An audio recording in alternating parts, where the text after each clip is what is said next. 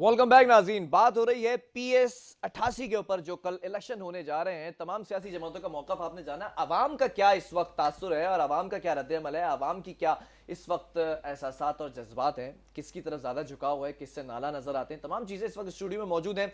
Bureau chief district के कोरंगी को हमें ये देख रहे हैं। असद जैदी साहब, आपसे अब मैं तमाम सियासी जमातों का मौक़िफ़ आपने भी देखा जब ब्रेक में बात कर रहे थे। तमाम सियासी जमातें अपना अपना मंशूर लेकर बैठी हैं, नैरेटिव लेकर बैठी हैं। अवाम किसकी तरफ है? अवाम क्या कह रही है इस वक्त? बिलाल, सियासी जमातें हमेशा वादा करती हैं, वईद करती हैं। बात है डिलीवर किसने किया। हम कई बार कह चुके कि किसी का नारा हकूक दिलाने का है, किसी का नारा तब्दीली का है, किसी का नारा इस कराची पे हमारे हक का है। दिया किसने?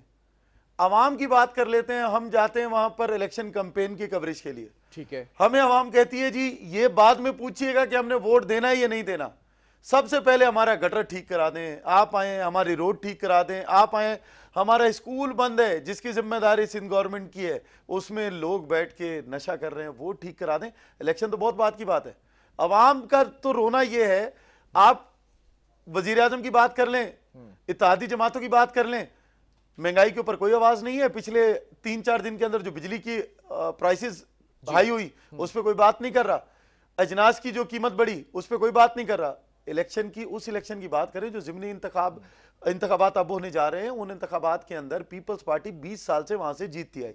मैं सुन रहा था, मेरी जो काबिल दोस्त इस वक्त बात कर रहे थे नजमी आलम साहब, उनका कह रहा था कि जी उनके बेटे को भी मिलेगी क्योंकि वो कोविड-19 के अंदर उन्होंने बड़ा काम किया। ठीक है। कोविड-19 की बात कर ली, हल्के की तरक्याती कामों की बात क्यों नहीं की किसी ने अब तक? चलिए चलकर हल्के का हाल देख लीजिए। मैं नहीं कहता कि अवाम किस को वोट देगी, मैं सिर्फ ये कहता हूं कि हक किसने दिलाया।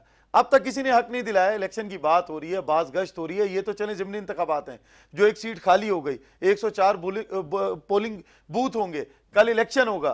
कुछ इसके अंदर नशिस्तें होंगी जो आएंगी सिटी में, कुछ आएंगे जो आएंगे दही इलाकों से।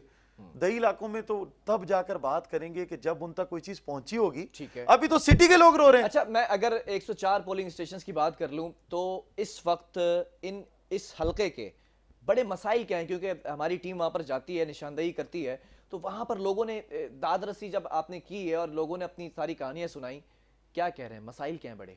सर देखिए, सबसे बड़ा मसला तो ये है कि जब आप मलीर के अंदर एंटर होते हैं, जो मलीर की 15 से जब आप एंटर हो जाते हैं, PS 88 का इलाका है, जब वहां पर तो वो रोड ही आपको एक मिलता है। एक साइड तो पूरी डंप हुई भी है, उसके ऊपर तो पूरा कचरा डला हुआ है। अब उसके बाद जब थोड़ा सा आगे बढ़ते हैं तो रोड की हालत इस वक्त ये है कि वहां पर कोई एम्बुलेंस भी ठीक तरीके से नहीं जा सकती। वहां पर एक नहीं, दो नहीं, तीन नहीं, बेताश ऑफिसेज हैं जो गवर्नमेंट के अंडर आते हैं, जिसमें SSP मलीर भी वहीं बैठते हैं, DIG भी वहीं बैठते हैं, SSP ट्रैफिक भी वहीं बैठते हैं, SSP इन्वेस्टिगेशन कोरंगी भी वहीं बैठते हैं।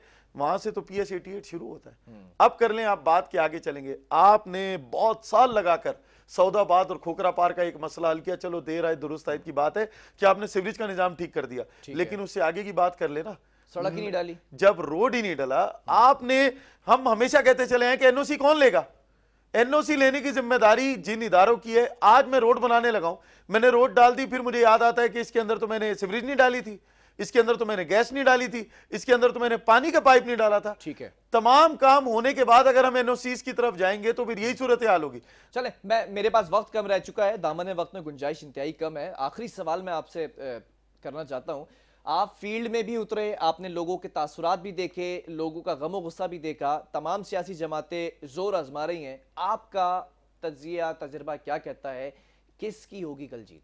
देखिए, ये तो नतीजा कल हमारे सामने आ जाएगा, क्योंकि 20 साल से पीपल्स पार्टी वहां पर उनकी इजारादारी है, वो वहां पर ये सीट जीतते चले आए। क्योंकि देखिए, जो टर्नआउट कल होगा ना, वो होगा दही इलाकों से। ठीक है। जो सबसे ज्यादा दही इलाकों से वोट ले सकेंगे, कौन लग रहा है ज्यादा? देखिए, जिनकी वहां पे अक्सरियत है, मैंने आपसे फिर कहा कि एक ऐसी जमात है जो सिंध गवर्नमेंट, खुद सिंध गवर्नमेंट है, उन्होंने पूरी मशीनरी वहां उतारी भी है, उनके तमाम लोग वहां जा रहे हैं। क्योंकि 24 घंटे पहले जो है इस मामले को, क्यों हम इलेक्शन कैंपेन नहीं कर सकते, तो 24 घंटे पहले बात कर रहे हैं, उसने क्या सड़कें वगैरह बना दी इस कैंपेन के लिए ही? सही, मैं उसी का तो कह रहा हूं कि अवाम का रोना तो ये है कि कैंपेन से पहले ही कर लेते, चलो देर आए दुरुस्त आए तो हो जाता। बहुत शुक्रिया असद अली साहब। नाज़रीन, अब आखिरी कलमात में यहां पर अदा कर देता हूं क्योंकि वक्त कम रह चुका है। कल जो इलेक्शन होने वाले हैं PS 88 की इस नशिश के ऊपर, अब देखना यह है कि तमाम सियासी जमातें जोर आजमाएंगी, नारेबाजी भी कर ली गई, कैंपेन भी चला दी गई है, तमाम चीजें मुकम्मल कर ली गई, बड़ी जोरों शोर से कैंपेन की गई। अब देखना यह कि अवाम अब इस वक्त होश के नाखून ले, और मेरा अवाम को यही मैसेज है कि जो सियासी जमात आपको लगता है कि डिलीवर कर सकती है या माजी के अंदर किया है, तो आप उसको जरूर वोट दें, अपने वोट को जाया ना करें। और जिसने डिलीवर नहीं किया तो खुदारा विरासत को ना देखें या दूसरी चीजों को ना देखें, या फिर आप जो नारे होते हैं उनको ना देखें, तमाम चीजों को सोच कर वोट देना है आपने। इसी के साथ प्रोग्राम का वक्त खत्म हुआ। अल्लाह हाफिज।